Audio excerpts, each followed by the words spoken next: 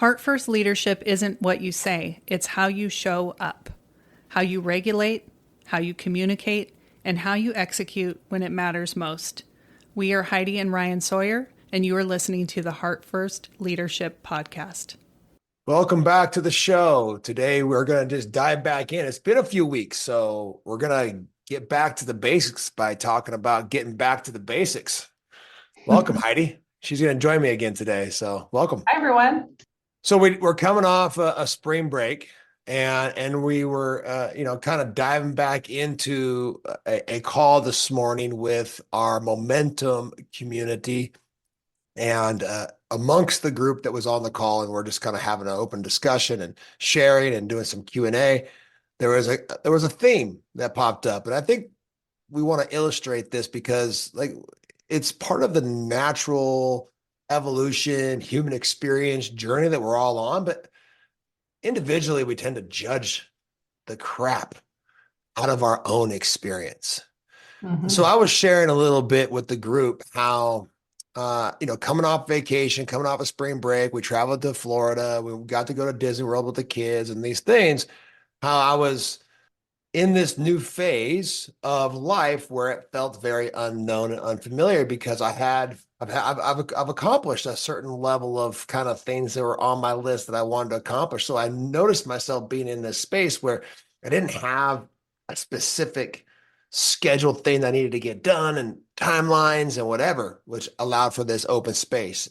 And part of the discussion was when we are growing in life and we're overcoming challenges and we are exploring new territory and we're shifting paradigms. And so our self-concept is shedding layers and emerging and then hiding.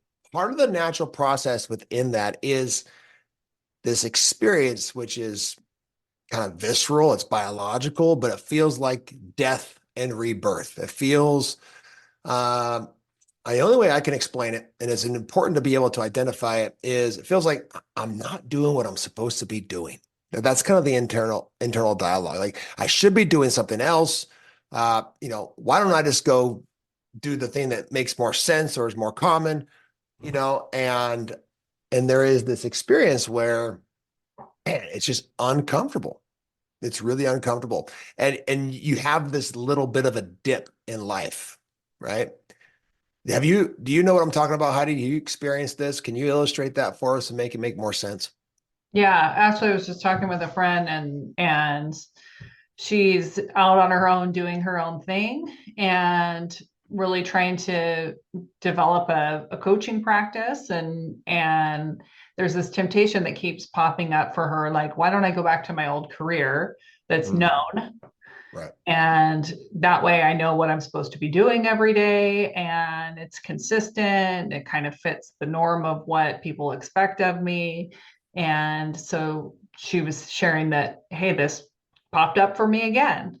And I think that we all kind of go through those cycles where when we're in the unknown, when we're in a new territory and we're no longer striving for that thing that maybe you've already accomplished, then there's this sense of unknown and that feels uncomfortable. So we want to move away from that. Mm-hmm.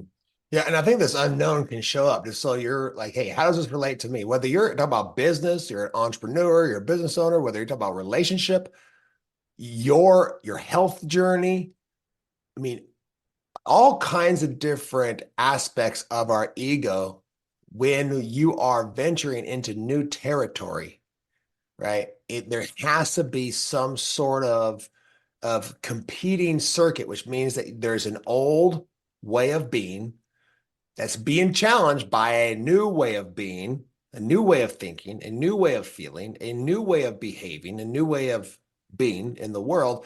And that process of there being this competing circuit can feel like resistance and death. And in that dip, right, it feels like you're making mistakes. It feels like failure. It feels like you're doing something wrong. Like this is all part of growth. It's all part of growth mindset from a neuroscience perspective.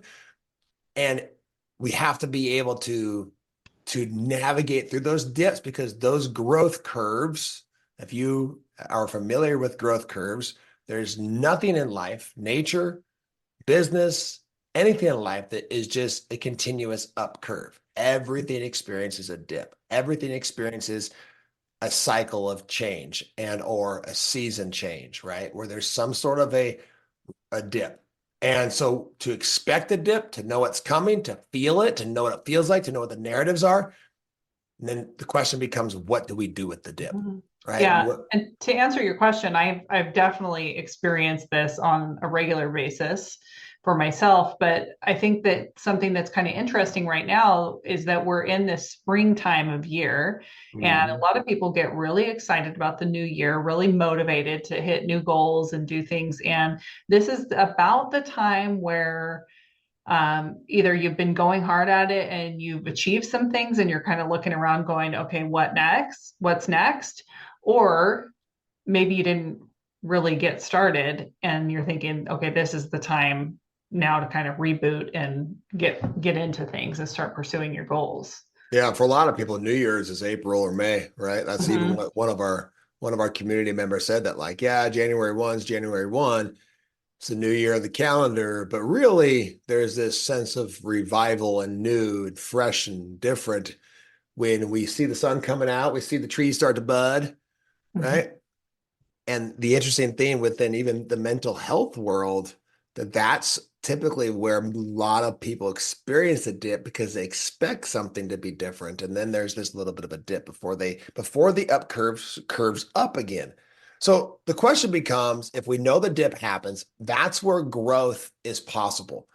That's where there's resistance. That's where it feels more icky and sticky and unknown. That's where we feel like we're making a mistake or a failure or we're doing something wrong. Like, man, that's the juice.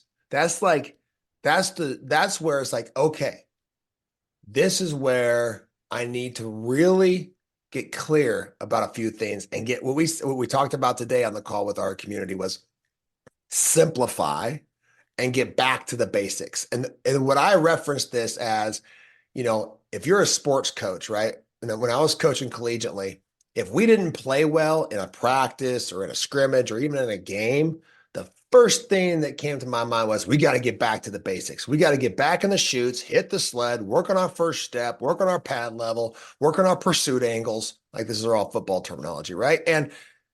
But they're all like the fundamentals, right? So what comes to your mind when you think about simplifying and getting back to the basics? Because in those dips, that's what's going to pull us out of the dips, is the things that actually sparked the growth in the first place that got us to those dips. Yeah, I think it's understanding if it's a specific goal or a change that you're going for, like what made you excited about that in the first place? So kind of reconnecting to your why, or the reason why you were wanting to make a change, or you're wanting something to be different in your life. Like that example of the friend who, wanted to go on her own and start her own coaching practice. It's like, well, what made you excited about that? And if you can reconnect to that, then maybe there'll be a little less temptation to go back to old ways just because it's comfortable. I think that's part of it, right? We have to reconnect to the reason why we wanted something to be different. And then after we've done that, really look around at everything in our life, whether it's, the way that we're spending our time, who we're spending our time with, the things that we're taking in, TV, music, social media, those types of things, and look at, does this actually align with who it is that I'm wanting to become, or the goal that I'm wanting to achieve, and kind of simplifying our life that way. It might be that you have a lot of things on your calendar that you need to actually take off, to eliminate some time commitments because they're creating a sense of overwhelm, which is causing you to feel more stuck and more stagnant in reaching that goal. Yeah, my mind went to the same place. It's easy for me when I think about the basics, like, hey, it's nutrition, it's exercise, sure, right? It's sun exposure. It's, for me, mine is meditation. Like that's my absolute go-to. But beyond that, it's about, man, when was the last time I sat down and journaled about really, truly the impact I want to make, who I want to become, the experiences I want to have, the experiences that I want to create for my family, for my kids, the connection I want to experience with my wife. Like, when was the last time I sat down and really got in the weeds of what my life currently looks like and what I want to look like, and define that gap, right? And then work towards closing that gap. Because fundamentally, that's what growth is all about. Like, figure out what the gap is between where you are, where you want to be, and what's some sort of incremental shift that's going to get you there, right? And so getting back to the basics of saying, because for me personally, sometimes I'm, a bit of a visionary. So my mind will go to 3 or 6 or 5 or 10 years from now, right? Or three or 6 months from now, or 5 or 10 years from now. I'm like, well, boy, wouldn't that be cool? And I lose sight of, wait, what's right in front of me? What's right in front of me, and what can I control? And what kind of a little tiny micro shift can I make? And like you said, the basics are sometimes just, what can I take in less of? Right? What can I take in less of in the sense of input that's coming into my awareness, that's maybe stressing out my nervous system a little bit more? And then what is it that I can potentially shift with that space and those extra resources now, because I'm taking in less? What am I going to shift towards? Right. Yeah. And we call this a surrender and shift. That's one of the terminologies that we use within our program. It's a surrender and shift. It's a transitional type of technique that we talk about, where can we let go of something? Can we reduce an input, and then intentionally focusing on what it is that you want, right? And not in the want of like, I want a new car, but what it is, what you want in the sense of the experience that you want to have and who it is you want to become, the traits you want to embody, the qualities you want to live, your life through, like that lens you want to live through.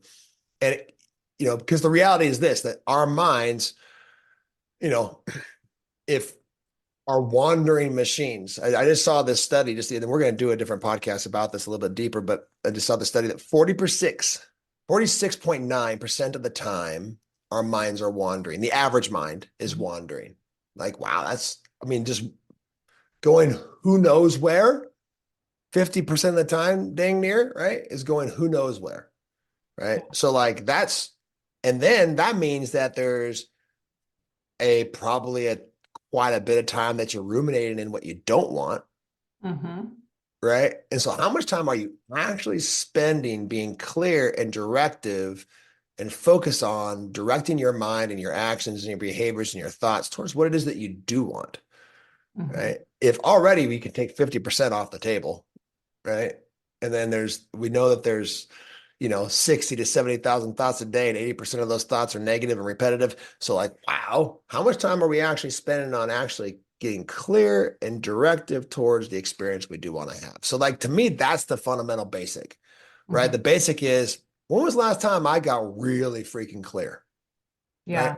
And then now the meditative practices and the exercise and the journaling or the, sun exposure and the nutrition, all those things kind of fall into place for me when I kind of figure out, oh yeah, that's right, I'm out in the middle of the ocean on my ship or on my boat, and I kind of forgot what my destination was. I'm just out here sailing, and so it's time for me to like pause, drop the sails, redo, get the map out, figure out, oh yeah, that's right, that's where I'm going. Here's where I am, right? Set the course again, figure out which direction the wind is going, put my sails back up, grab the rudder, and make sure that my ship or my boat is heading in the right direction.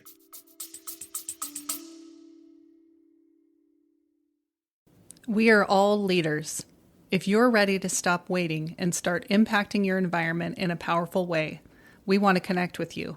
Click the Book Now link in the show notes to book a call with a Heart First coach and discover what Heart First leadership can look like in your life and in your environment. Now back to the show. Sometimes I think of it as like you're a little mouse in a field and the grass is so high all around you, you don't have the perspective of what's there, what's right in front of you. So you have to get that eagle vision. You got to go like way up in the sky and look down at yourself. Okay, I'm there. Where I'm going is there. All right, now you come back down and you take a little tiny mouse step in the Mm-hmm. direction that you need to go. And then you got to come back up again and check, where am I? Because it's really hard to see when things feel tall and you feel at times overwhelmed and surrounded by obstacles, to recognize that you are actually getting closer to your destination, to the thing that you're working towards. But you have to be able to come up above it and look down and have that eagle vision so that you can redirect yourself. Yeah. Well, it's a Make those little constant, it's shifts. a constant practice of redirection, Mhm. right? It's a constant practice of redirection. I love that. You know, there's been times when I was executing, like doing that very thing that you're talking about, like every day. But the Mhm. reality is you go on these vacations and spring break happens and there's all these change happening. The kids are now in your space 24 hours a day. And I love my children, but you know, it's like, hey, I'm so glad school is back in session. And oh boy, summer's right around the corner. That's gonna be fun. I love summer. I love my kids, but I also love that window of time when they're, you know, at school. I love it. You know, and the reality is just like, hey, there's just times where those practices are not forgotten, but they're just not up front. And so that just kind of brings me back to one of the other basics that I think are as important. So we talked about, you know, reducing inputs, being clear about what you want, slowing down, setting your course. Mhm. But getting back to some minimums of like, hey, you know what? At least once a week, I do need to do some vision casting.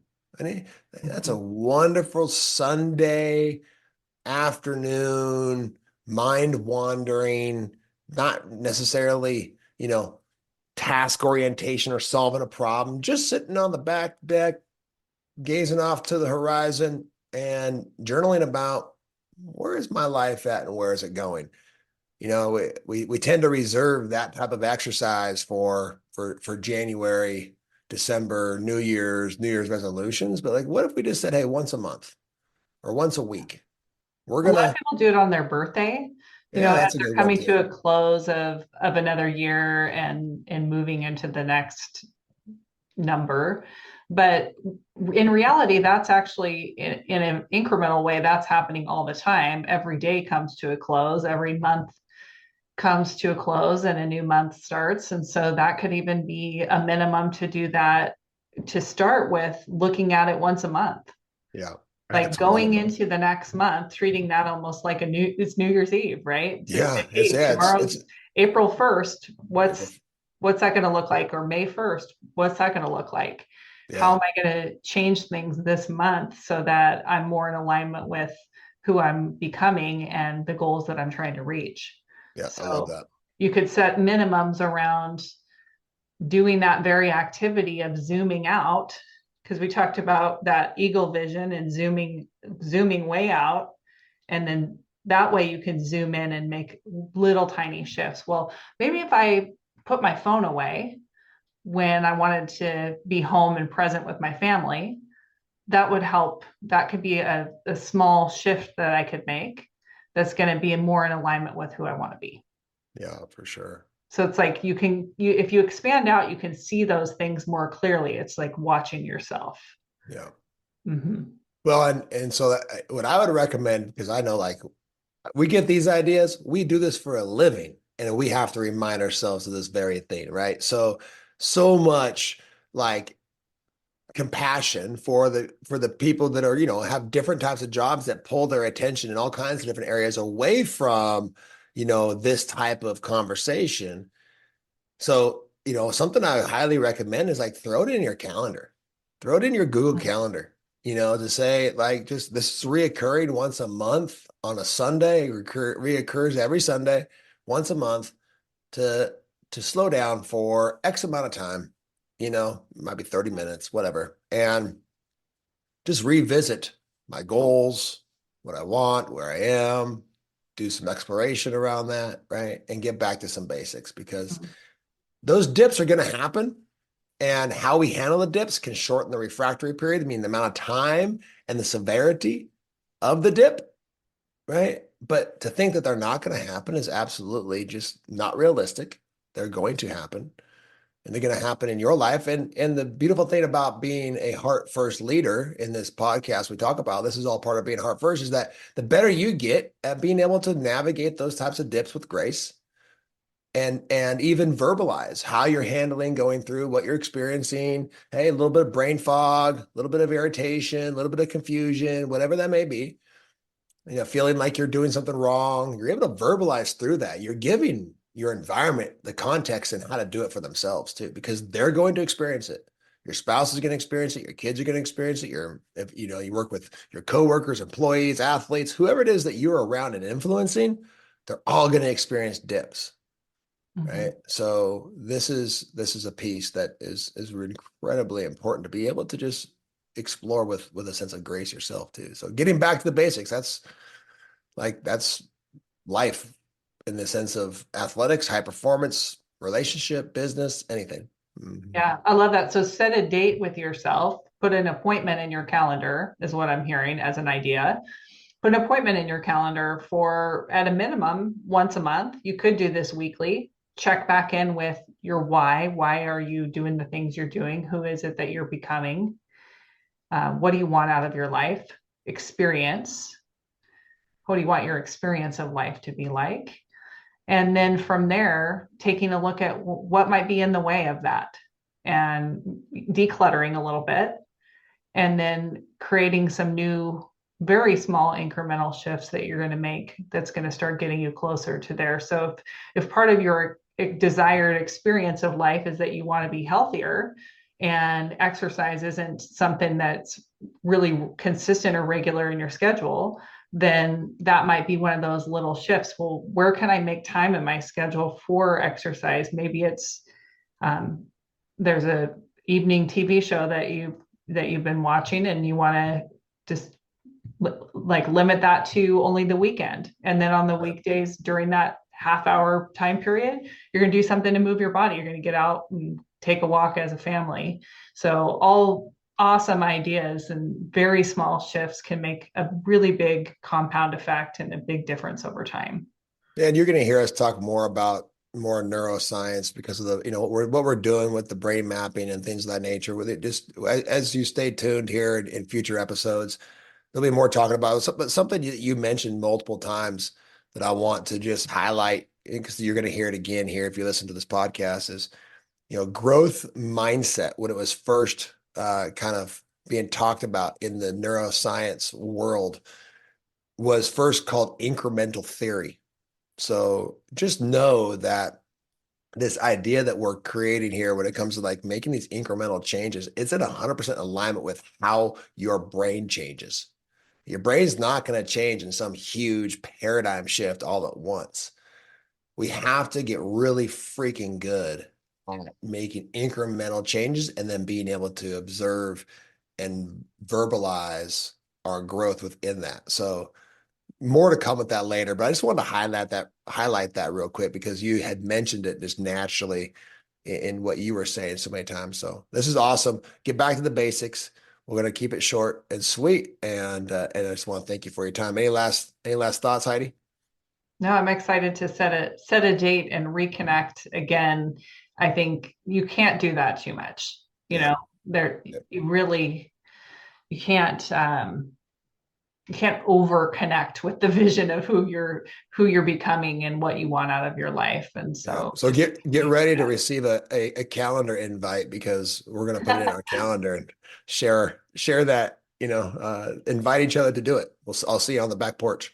All right. Thank you for listening. Remember, leaders go first, alignment matters, and the environment that you create is the legacy you'll leave. We'll see you on the next episode.